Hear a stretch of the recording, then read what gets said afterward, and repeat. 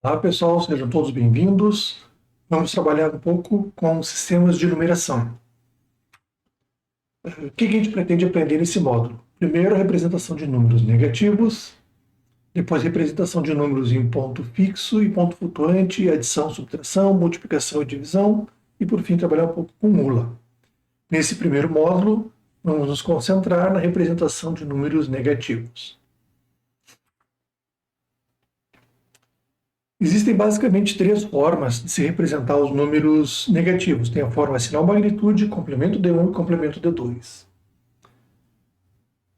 Na forma de sinal magnitude, a gente sempre vai começar com o número zero para indicar que o número é positivo. Se o número mais significativo, ou seja, o número mais da esquerda começa com 1, significa que é um número negativo. Então, por exemplo, nessa forma, o bit da esquerda vai indicar o sinal e todos os demais vão representar a magnitude. Então, por exemplo, o número mais 14 seria representado assim. O mais representado por um zero e depois, com 7 bits, a representação do módulo, que vale 14. Já se eu quero representar o número menos 14, eu vou representar com um 1, o bit vem da esquerda, então vai indicar que é um número menos 14, negativo, e depois o módulo, representando então o número 14. Tá? Só para lembrar que o número em binário com 8 bits, o número 14, ele é dessa forma. Vocês vão ver que o número binário com 8 bits é igual à nossa representação em sinal magnitude do número mais 14. Tá? Ou seja, o binário puro representa o sinal mais 14 na forma sinal magnitude. Se eu quero botar um menos 14, eu troco lá o número mais significativo, ou seja, o bem da esquerda, para um 1. Ok? Então, sempre que te apresentarem um número, dizendo, esse número está na forma sinal magnitude. Se ele começar com um zero, tu sabe que é um número positivo. Se ele começar com um 1, tu vai saber que é um número negativo. Ok?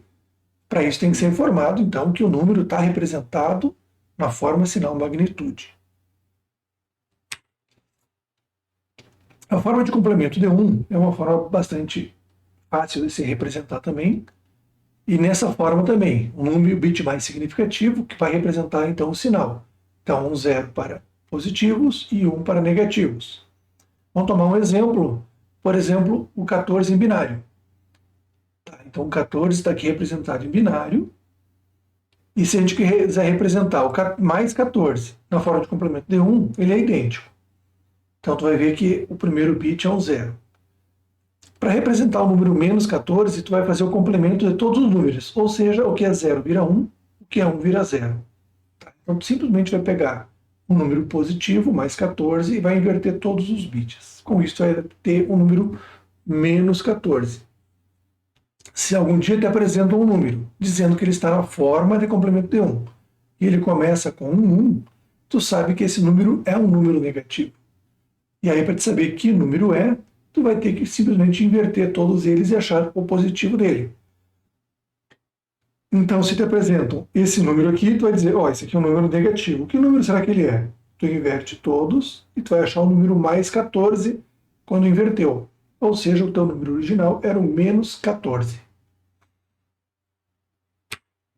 A forma de complemento de 2, também o primeiro bit, tu vai saber se o número é positivo ou negativo. Para obter um número no complemento de 2, você vai primeiramente obter o complemento de 1 e depois somar mais 1. Vamos ver um exemplo que fica mais fácil. O número 14 em binário está aqui representado, e o número 14 mais 14 está em complemento de 1, que a gente já sabe que é da mesma forma.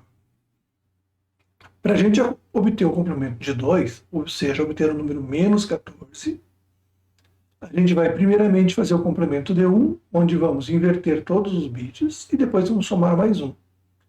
Então, somando 1 mais 1 dá 2, ou seja, um 0, Então vem o 0 e empresta 1 para cá.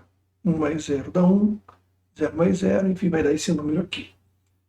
Ok? Esse aqui, então, é o nosso número menos 14 na forma de complemento de 2.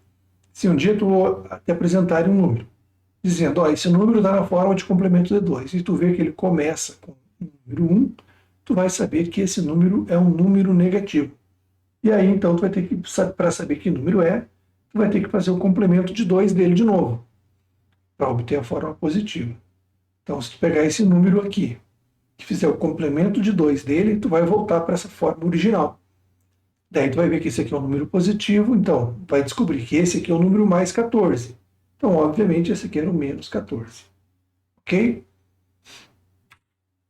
Existe um bizu, ou uma forma prática de tu fazer essa conversão sem ter que fazer o complemento de 1 e somar.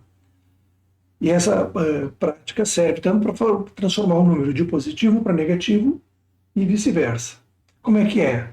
Tu começando da direita para a esquerda, tu copia todos os bits até chegar ao primeiro 1. Chegando no primeiro 1, aí depois então tu vai inverter os demais bits. Ou seja, aqui nós temos o número mais 14. Então eu começo copiando até o primeiro 1, copiei 0 e 1, e depois inverte todo o resto, tu vai obter o número menos 14. A gente sabe que é negativo porque está começando com 1. Da mesma forma, se eu pegar um número original, o menos 14, copiar até o primeiro 1 e depois inverter tudo, eu vou chegar até a forma do mais 14. Ok?